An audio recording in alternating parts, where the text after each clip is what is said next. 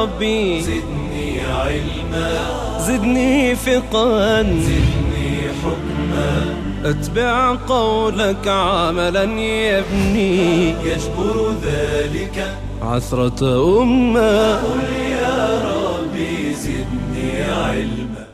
اعوذ باللہ من الشیطان الرجیم. بسم اللہ الرحمن الرحیم. وبہ نستعین وہو خیر ناصر ومعین وصلی اللہ علی محمد وآل محمد. ناظرین کرام، اسلام کی فقہی تعلیمات کے ساتھ آپ کی خدمت میں حاضر ہیں.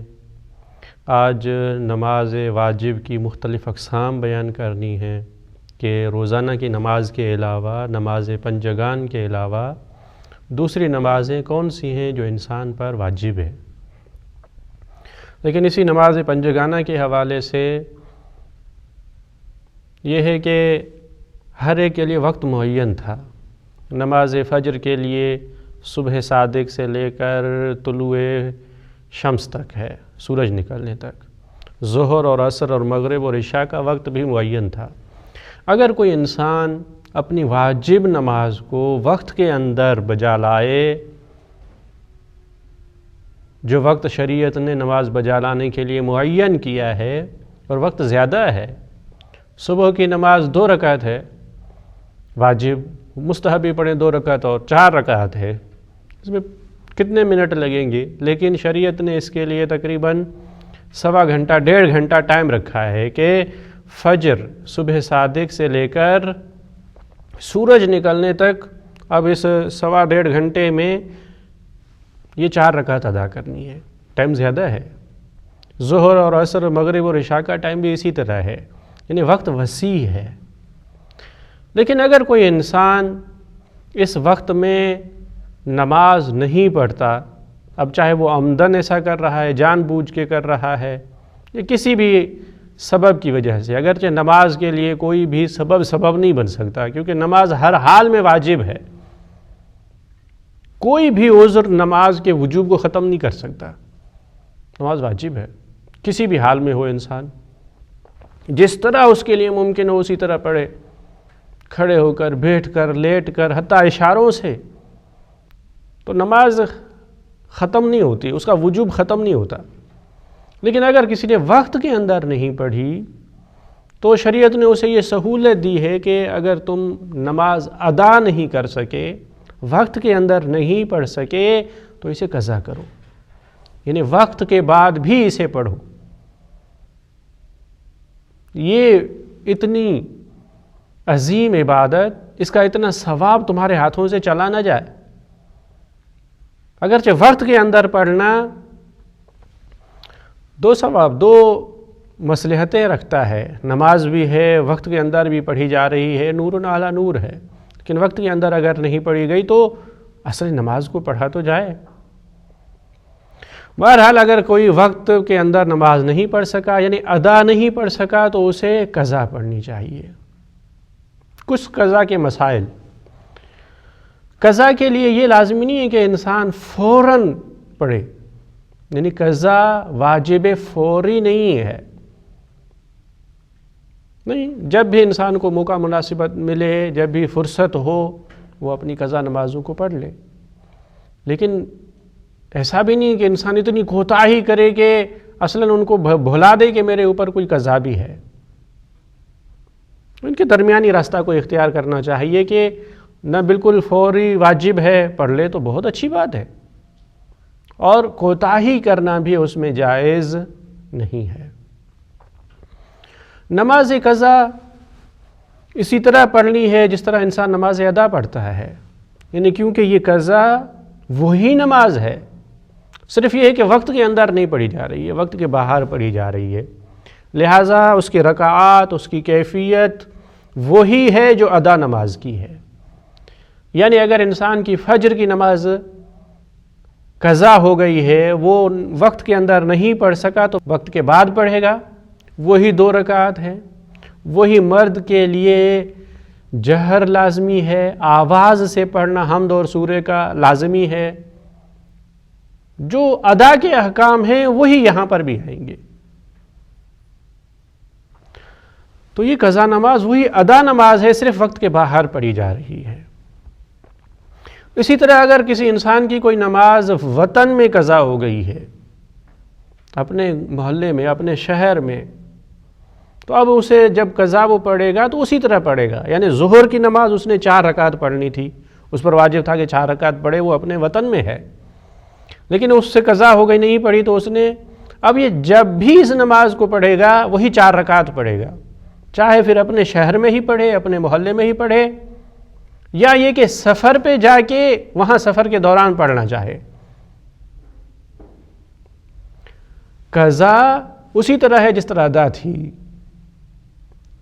بعد کا سفر یا حضر اس پہ کوئی اثر نہیں رکھتا. اسی طرح اگر کسی کی سفر میں نماز قضا ہو گئی ہے، یعنی انسان مسافر تھا، اس وقت اس کی ذمہ داری یہ تھی کہ وہ قصر پڑھے، 4 رکعتی نماز کو 2 رکعت پڑھے. اگر اس نے اس وقت نماز نہیں پڑھی، واپس آ کے اپنے شہر میں پڑھنا چاہے، اس کا وقت ختم ہو چکا ہے، اب یہ اپنے شہر میں بھی آ کے پڑھے تو وہی سفر والی نماز پڑھے گا، یعنی وہی 4 رکعت کی بجائے 2 رکعت، کیونکہ ادا اس پر 2 رکعت کی ہی تھی. یعنی قضا نماز بالکل اسی طرح ہے جس طرح ادا ہوا کرتی ہے، کیفیت میں بھی، تعداد رکعات میں بھی. قضا نماز کو جماعت سے پڑھا جا سکتا ہے. جماعت جس طرح ادا نماز میں مستحب ہے، ثواب ہے کہ انسان اس واجب نماز کو جماعت کے ساتھ پڑھے، اسی طرح قضا نماز کو بھی جماعت کے ساتھ پڑھ سکتا ہے. اس وقت پھر یہ بھی شرط نہیں ہے کہ پیش امام کی اور مقتدی کی پڑھی جانے والی نماز ایک ہی ہو. یعنی یہ لازمی نہیں ہے کہ اگر پیش نماز صبح کی نماز پڑھ رہا ہے تو میں اپنی وہی نماز پڑھوں صبح کی جو قضا ہو گئی تھی. نہیں، میں کسی بھی قضا نماز کی نیت کر سکتا ہوں، اب چاہے پیش امام اپنی ادا پڑھ رہا ہے یا قضا پڑھ رہا ہے. مقتدی کے لیے، پیچھے نماز پڑھنے والے کے لیے جائز ہے کہ وہ جس بھی نماز کی نیت کرے، درست ہے. البتہ ہم نے وقت کی بحث میں بتایا تھا کہ اول وقت میں دوسری نماز نہیں پڑھی جا سکتی، یہ اپنی جگہ پر. اس کے علاوہ جماعت میں یہ شرط نہیں ہے کہ جو نماز پیش امام پڑھ رہا ہے وہی مقتدی پڑھے. نہیں، مقتدی دوسری نماز کی نیت کر کے اس پیش امام کے پیچھے نماز پڑھ سکتا ہے. قضا نماز کے حوالے سے اگر انسان وقت کے اندر نہیں پڑھتا تو اس پر واجب ہے قضا. دوسرا مورد اسی قضا کا وہ ہے جہاں پر انسان کو پتہ چلے کہ اس نے جو نماز وقت کے اندر پڑھی تھی وہ باطل تھی. وقت کے بعد پتہ چلتا ہے کہ وہ پڑھی جانے والی نماز باطل تھی، اب اس نماز کی بھی قضا کرنی پڑے گی. سوال: اگر مجھے شک ہو، پتہ نہیں میرے اوپر کوئی قضا نماز ہے یا نہیں ہے، اب میری کیا ذمہ داری ہے؟ دیکھیں، شک کی صورت میں واجب نہیں ہے. قضا نماز اس وقت واجب ہے جب یقین ہو کہ قضا ہے. شک اگر ہم کریں کہ پتہ نہیں میرے اوپر کوئی قضا نماز ہے یا نہیں ہے، اس صورت میں اس کے لیے قضا واجب نہیں ہے. پھر کبھی یہ ہوتا ہے کہ مجھے یہ تو یقین ہے کہ کوئی مجھ سے نماز رہ گئی ہے، بہت ساری نمازیں رہ گئی ہیں، لیکن پتہ نہیں کتنی ہیں. یعنی میں جانتا ہوں کہ میرے اوپر قضا نماز ہے، لیکن مقدار کا، تعداد کا پتہ نہیں ہے، کتنی نمازیں ہیں، 10 ہیں، 15 ہیں، کتنی ہیں. اس صورت میں اگر وہ کم مقدار کو پڑھ لے، اب ظاہر ہے کہ اگر وہ یہ کہتا ہے کہ پتہ نہیں 10 ہیں یا 15 ہے تو اسے اتنا تو یقین ہے کہ 10 ہیں، تو یقینی مقدار کو پڑھ لینا، کم تر مقدار کو پڑھ لینا اس کے لیے کافی ہے. یعنی جب 10 اور 15 کے درمیان کہے کہ پتہ نہیں 10 ہیں یا 15 ہے تو وہاں پہ 10 نماز کی قضا پڑھ لے، اس کے لیے کافی ہے. یہ نماز قضا کو کسی بھی وقت پڑھا جا سکتا ہے. یعنی یہ لازمی نہیں ہے کہ اگر میری ظہر کی نماز قضا ہو گئی ہے تو اب میں صبر کروں، دوسرا دن پہنچے، زوال کا وقت ہو، پہلے ظہر وہ پڑھوں جو ادا ہے، اس کے بعد قضا۔ یہ لازمی نہیں ہے کہ ظہر کی قضا بجا لانے کے لیے دوسری ظہر کا انتظار کروں، نہیں، کسی بھی وقت نماز کو پڑھا جا سکتا ہے جو قضا ہو گئی ہو، اس کے لیے کوئی خاص وقت معین نہیں ہے۔ صرف اتنا ہے کہ جو نماز ادا کا وقت ہے مخصوص، اس کے اندر دوسری نماز نہیں پڑھی جا سکتی۔ صبح کا مخصوص وقت ہے، اب اس کے اندر قضا وغیرہ نہیں پڑھی جا سکتی۔ یہ ہے، اس کے علاوہ قضا نماز کے لیے وقت معین نہیں ہے۔ ہمیں چاہیے کہ اگر ہماری واجب نمازیں ہیں جو قضا ہو گئی ہیں تو ان کو بجا لانے میں ان کو اہمیت دیں، تاکہ ایسا نہ ہو کہ یہ نمازیں رہ ہی جائیں۔ واجب نماز کی ایک اور قسم وہ یہ ہے کہ بڑے بیٹے پر اپنے ماں باپ کی قضا ہونے والی نمازیں واجب ہیں، یعنی خدا نہ خواستہ اگر کسی کے والدین میں سے والد یا والدہ کا انتقال ہو گیا ہے اور وہ ان کا بڑا بیٹا ہے، اس پر واجب ہے کہ اپنے ماں باپ کی قضا نمازوں کو بجا لائے، یا تو وہ خود پڑھے، اچھی بات ہے خود پڑھے، اگر خود نہیں پڑھ رہا، نہیں پڑھنا چاہتا، نہیں پڑھ سکتا، تو یہ ہے کہ کسی دوسرے کو اجرت دے، کسی دوسرے کو پیسے دے، وہ ان کی قضا نمازیں پڑھے۔ بہرحال ماں باپ کی قضا نمازیں اب اس بیٹے کے گردن پر ہیں جو بڑا ہے، اب اس کی ذمہ داری ہے کہ ان کو انجام دے، چاہے خود پڑھے چاہے پڑھوائے، یہ اس کی ذمہ داری ہے۔ واجب نماز کوئی بھی ماں باپ کے رہ جائے، اب چاہے انہوں نے عمدن چھوڑی ہو، چاہے کسی بھی عذر کی وجہ سے، مرض کی وجہ سے، کیونکہ نماز تو اس کا وجوب تو ختم نہیں ہوتا، کسی بھی صورت میں نماز رہ جائے تو اس کی قضا ہوتی ہے، اور یہ بڑے بیٹے پر لازمی ہے۔ بڑا بیٹا کون سا ہے؟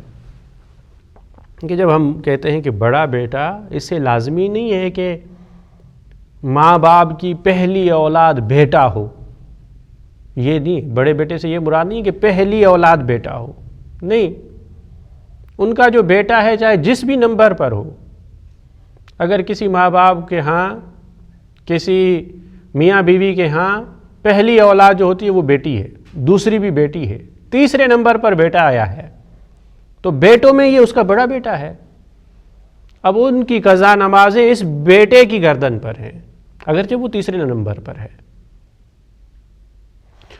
اور دوسرا یہ کہ اس بڑے سے مراد وہ بڑا بیٹا ہے جو ماں باپ کے مرتے وقت بڑا تھا۔ تھوڑا سا غور کیجئے گا اس مسئلے پر۔ ہوا یہ کہ کسی میاں بیوی کے ہاں اولاد ہوئی، بیٹا بڑا،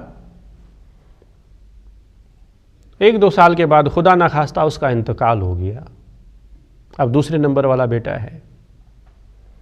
ماں باپ میں سے جب کسی کا انتقال ہوا تو اس وقت بڑا یہ تھا، یعنی اس سے بڑا کوئی اور نہیں تھا، تو اگرچہ یہ دوسرے نمبر والا ہے، لیکن ماں باپ کے مرتے وقت کیونکہ بڑا یہی تھا، لہٰذا اسے بڑا بیٹا سمجھا جائے گا اور اس پر قضا نماز واجب ہوگی۔ ایسا نہیں کہ بڑا بیٹا جو ان کی زندگی میں فوت ہو گیا، اب ان کی قضا نمازیں اب ختم ہو گئی، کسی پر بھی نہیں ہے، نہیں، وہ بڑا بیٹا جو ان کے مرتے وقت بڑا تھا، اس پہ ان کی قضا آئے گی۔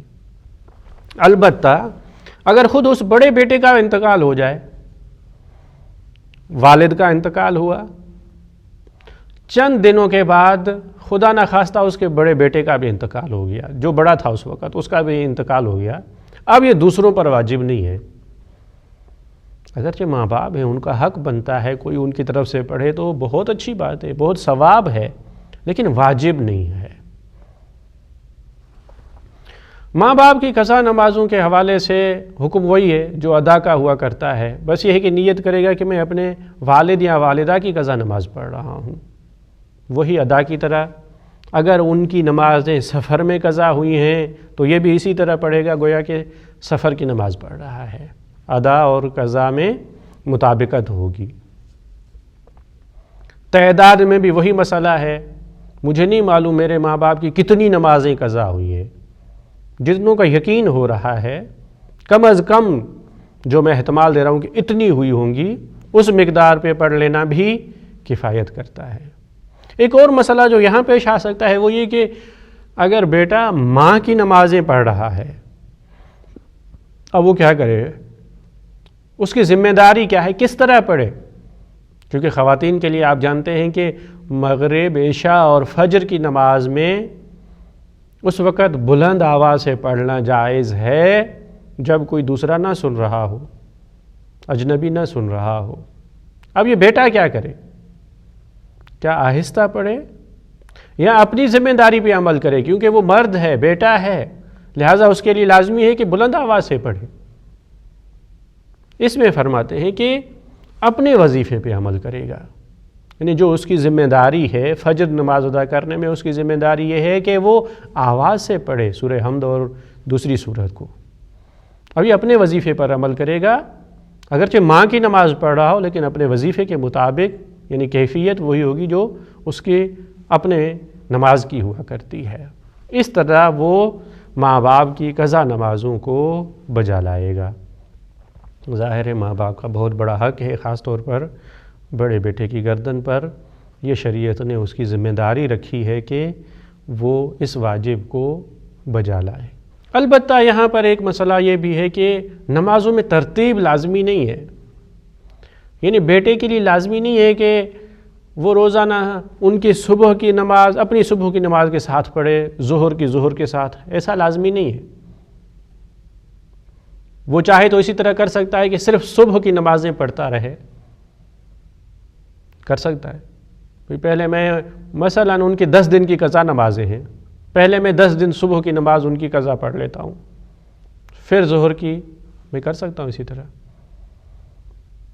ترتیب یہ شرط نہیں ہے، البتہ جن نمازوں کے ادا کرنے میں ترتیب شرط ہے کہ ایک ہی دن میں اگر کسی کی ظہر اور عصر کی نماز ہے، پہلے ظہر پڑھتا ہے پھر عصر پڑھتا ہے، اس صورت میں اگر ان کی قضا جب پڑھے گا تو اس میں بھی ترتیب شرط ہوگی، یعنی اسی دن کی عصر کو ظہر پر مقدم نہیں کر سکتا، کیونکہ اس وقت ترتیب شرط ہے کہ پہلے ظہر پڑھی جائے پھر عصر پڑھی جا سکتی ہے، اس ترتیب کو پھر وہ تبدیل نہیں کر سکتا۔ لیکن جہاں پہ اس طرح کا مسئلہ نہ ہو، ایک دن کی ظہر کی نماز ہے، دوسرے دن کے عصر کی نماز ہے دوسرے دن کی، تو اس کی مرضی ہے، چاہے تو وہ دوسرے دن کی عصر والی پہلے پڑھ لے یا ظہر پہلے پڑھ لے، کیونکہ الگ دنوں کی ہیں، ان میں ترتیب شرط نہیں ہے۔ جیسے قضا میں اس کی مرضی ہے کہ جس نماز کو جب پڑھے، صرف ان نمازوں میں ترتیب شرط ہے جن میں ادا کے وقت بھی ترتیب شرط تھی۔ اس واجب نماز کے بعد مرحلہ آتا ہے نماز استجاری کا۔ نماز استجاری یہ ہے کہ کسی نے اپنی زندگی میں کچھ نمازیں نہیں پڑھی یا خدا نخواستہ کوئی نماز نہیں پڑھی، اب اس کی طرف سے کوئی دوسرا پڑھنا چاہے، اس کا بیٹا پڑھنا چاہے یا بیٹا کسی کو اجرت دے کوئی دوسرا پڑھے، جو نماز اجرت پر پڑھی جائے اسے نماز استجاری کہا جاتا ہے، پیسے لے کر کسی کی نماز پڑھنا۔ یہ بات تو واضح ہے کہ یہ پیسہ دے کر پڑھنا اس کے لیے ہے جو اس دنیا میں نہیں رہا۔ اگر ایک شخص خود ابھی زندہ ہے تو یہ ایسے نہیں کر سکتا کہ اس وقت کسی کو پیسے دے کہ بھائی روزانہ میری نماز تم پڑھا کرو، نہیں، جب وہ خود زندہ ہے تو اس کی ذمہ داری ہے کہ وہ اپنی نماز کو خود پڑھے، دوسروں کے حوالے نہیں کر سکتا۔ تو لہٰذا کسی کے انتقال کے بعد اگر اس کی طرف سے کسی کو پیسے دیے جائیں اور کہا جائے کہ تم اس کی طرف سے نماز پڑھو، یہ پیسے لے کر نماز پڑھنے کو نماز استجاری کہا جاتا ہے، اور یہ درست ہے۔ اجرت لینا دوسروں کی نماز پڑھنے کے لیے صحیح ہے۔ آپ کہیں گے پیسے بھی لے رہا ہے اور اس وقت وہ نماز میں یہ کہے گا کہ میں نماز پڑھ رہا ہوں قربتاً الی اللہ، یہ پیسے لینا اور قربتاً الی اللہ کہنا کیسے درست ہے؟ یہ اس طرح درست ہے کہ وہ پیسے لے رہا ہے اس بات کے کہ اس نماز کو قربتاً اللہ ہی پڑھے گا، پیسے ہی اسی چیز کے لے رہا ہے کہ نماز کو، چونکہ نماز عبادت ہے، بندگی ہے، اس میں قصد قربت شرط ہے، میں پیسے اسی لیے لے رہا ہوں کہ اس نماز کو قربتاً اللہ پڑھوں گا۔ اگر یہ نیت نہ کرو قربتاً اللہ، گویا کہ میں نے نماز ہی نہیں پڑھی۔ لہٰذا پیسے لے کر نماز پڑھنے میں کوئی اشکال نہیں ہے۔ اب یہ کہ نائب کس کو بنائیں، پیسے کس کو دیں کہ وہ نماز پڑھے؟ نمبر ایک، وہ صحیح نماز پڑھ سکتا ہو۔ اگر مجھے پتا ہے کہ یہ شخص صحیح نماز نہیں پڑھ سکتا تو میں اسے پیسے نہیں دے سکتا کہ وہ نماز پڑھے۔ اگر دے بھی دوں تو جس کی طرف سے میں نماز پڑھوانا چاہتا ہوں اس کی ذمہ داری ختم نہیں ہوئی، کیونکہ اس کی طرف سے صحیح نماز نہیں پڑھی گئی۔ باطل نماز پڑھنے سے اس کا وظیفہ ادا نہیں ہوگا۔ لہٰذا ہمیں یہ معلوم ہونا چاہیے کہ یہ صحیح نماز پڑھ رہا ہے، نماز صحیح جانتا ہے، نماز کے وسائل سے واقف ہے۔ نمبر دو، اس پہ اطمینان بھی ہو، نماز صحیح پڑھ سکتا ہے اور پڑھے گا۔ سنیے کہ نماز صحیح تو پڑھ سکتا ہے لیکن ہمیں اطمینان نہیں ہے، پتہ نہیں پڑھے گا یا نہیں پڑھے گا۔ اگر ہم اسے دے دیں تو اس مرحوم کا وظیفہ ادا نہیں ہوگا، اس کی ذمہ داری ختم نہیں ہوگی۔ اور یہ کہ اب یہ پیسے لے کر پڑھنے والا کس طرح پڑھے، کیفیت، کیا اپنے وظیفے کے مطابق نماز کو انجام دے یا مرحوم کے وظیفے کو انجام دے؟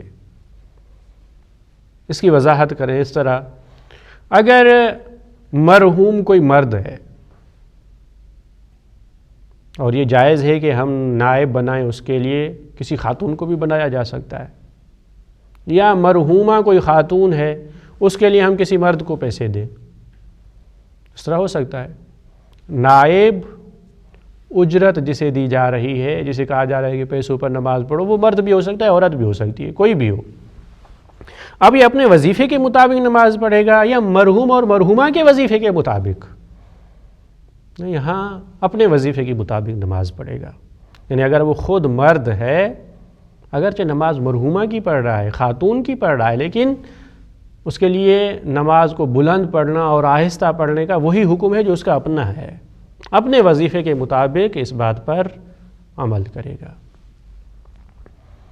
نماز استجاری میں یہ بھی شرط ہے کہ جو شرط رکھی جا رہی ہے اس کے مطابق اسے انجام دیا جائے۔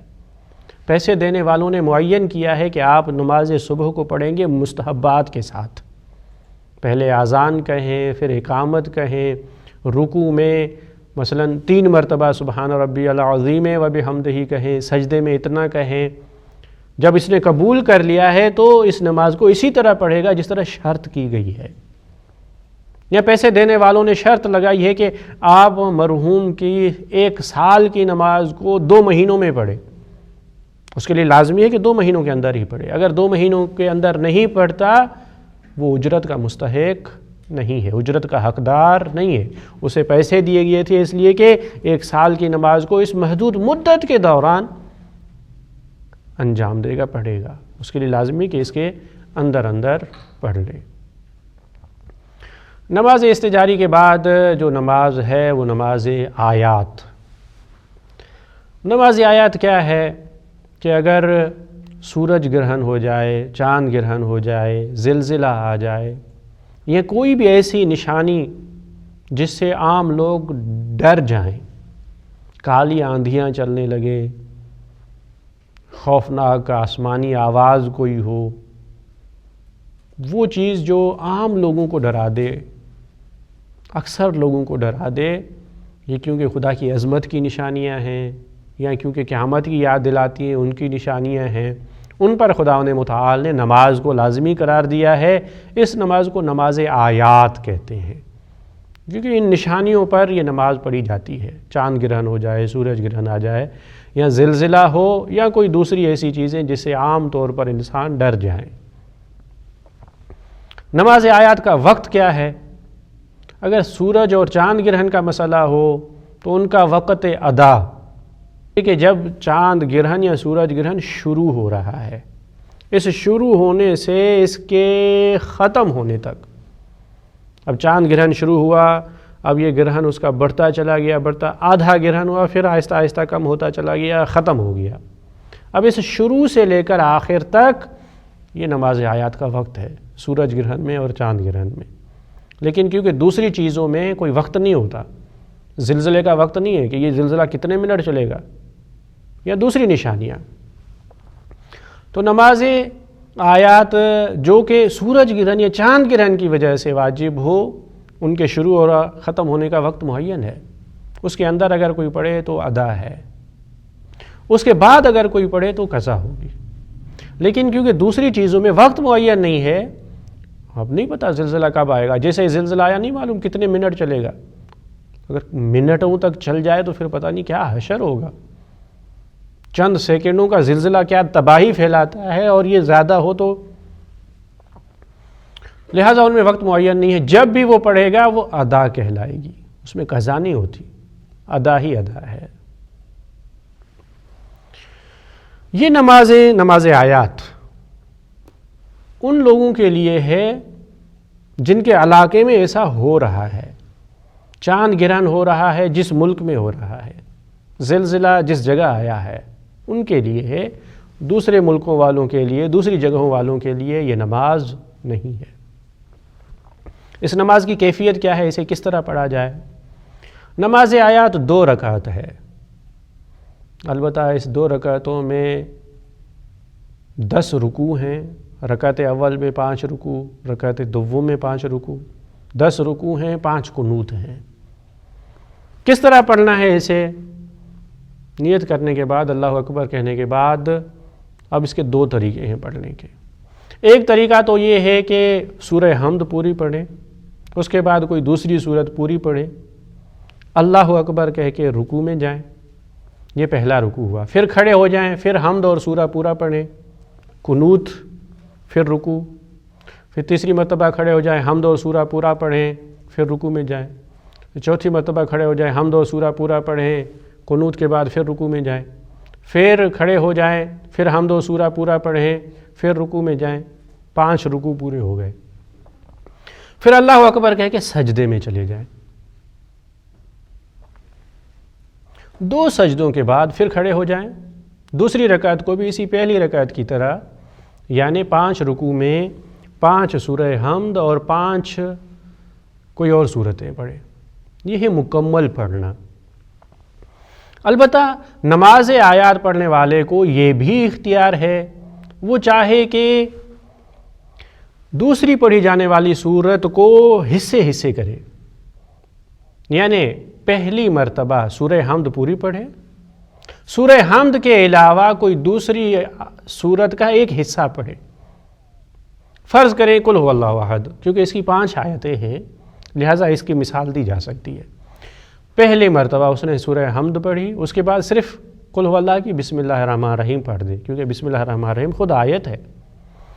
سورہ حمد کے بعد بسم اللہ الرحمن الرحیم، اللہ اکبر، رکوع میں چلا گیا، اب رکوع سے کھڑا ہوا تو حمد کی ضرورت نہیں ہے، اب دوسری آیت پڑھ دے قل هو اللہ احد، اللہ اکبر، قنوت، پھر رکوع، پھر کھڑا ہو جائے، پھر تیسری آیت، پھر رکوع، پھر کھڑا ہو جائے چوتھی آیت، قنوت کے بعد پھر رکوع، پھر کھڑا ہو جائے 5ویں آیت، اسی طرح یہ پہلی رکعت مکمل ہو گئی۔ اس کے بعد دوسری رکعت بھی اسی طرح سے پڑھے، یعنی اسے اختیار ہے کہ ہر مرتبہ رکوع کے بعد حمد اور سورہ پوری پڑھے، یا اگر کسی اور سورت کو حصوں میں بانٹتا ہے تو جب تک وہ سورت چل رہی ہے اس کے ساتھ حمد پڑھنے کی ضرورت نہیں ہے۔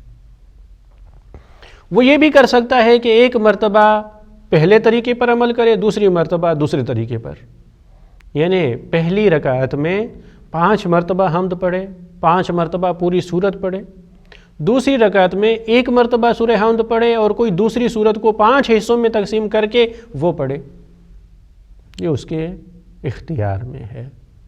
یہ نماز آیات ہے۔ اس کے بعد نماز عیدین ہے، میں جو 2 عیدیں ہیں اللہ کی، عید فطر ہے، عید قربان ہے۔ جب امام حاضر ہو تو اس وقت یہ نمازیں واجب ہیں اور جماعت کے ساتھ پڑھی جائیں گی۔ اب جب کہ غیبت کا زمانہ ہے تو واجب نہیں ہیں، مستحب ہیں، اور اختیار ہے کہ کوئی چاہے تو انہیں جماعت کے ساتھ پڑھے اور چاہے تو فرادہ پڑھے۔ نماز عیدین 2 رکعت ہیں، 2 رکعتیں پڑھنی ہیں، البتہ ہر رکعت میں مختلف قنوت ہیں۔ پہلی رکعت میں 5 قنوت ہیں، 5 تکبیریں ہیں، یعنی حمد اور سورہ پڑھنے کے بعد اللہ اکبر قنوت، پھر اللہ اکبر دوسرا قنوت، تیسرا قنوت، چوتھا اور 5واں۔ پہلی رکعت پوری ہوئی، دوسری رکعت میں 4 مرتبہ تکبیریں ہیں اور 4 قنوت ہیں۔ 2 رکعتوں میں 9 قنوت پڑھنے ہیں، یہ عیدین ہے۔ اس کا وقت کیا ہے؟ عید کے دن، یعنی عید فطر جو کہ 1 شوال کو ہوتی ہے، اور عید قربان جو کہ 10 ذی الحج کو ہوتی ہے، وہاں پہ پڑھنی ہے۔ اس دن میں جیسے ہی سورج طلوع ہو اس وقت سے لے کر ظہر کے وقت تک، زوال تک نماز عید کا وقت ہے۔ اس کے دوران جب بھی کوئی پڑھنا چاہے تو اس کیفیت کے ساتھ پڑھ سکتا ہے۔ البتہ قنوت میں پہلی رکعت میں جو 5 قنوت ہیں، دوسری میں 4 قنوت ہیں، جو دعا چاہے پڑھ سکتا ہے، لیکن بہتر یہ ہے کہ جو دعا منقول ہوئی ہے اسے پڑھا جائے۔ وہ منقول دعا کیا ہے؟ اللہم اہل الکبریاء والعظمہ و اہل الجود والجبروت، یہ دعا جو مفاتیح الجنان میں موجود ہے، اس دعا کو اگر قنوت میں پڑھا جائے تو زیادہ ثواب ہے۔ یہ مختلف نمازوں کا بیان تھا جو انسان کے رابطے کو اللہ سے مضبوط بناتی ہیں۔ ہمیں چاہیے کہ ہم خالق کائنات سے اپنے رابطے کو مضبوط سے مضبوط تر بنائیں، اسی میں ہمارے دنیا اور آخرت کی بھلائی ہے۔ انشاءاللہ خالق کائنات ہمیں اپنی صحیح بندگی کرنے اور ان عبادتوں کو اپنی بارگاہ میں قبول فرمائے انشاءاللہ، اور ان کی توفیق ہو ہمیں انشاءاللہ۔ السلام علیکم ورحمۃ اللہ وبرکاتہ۔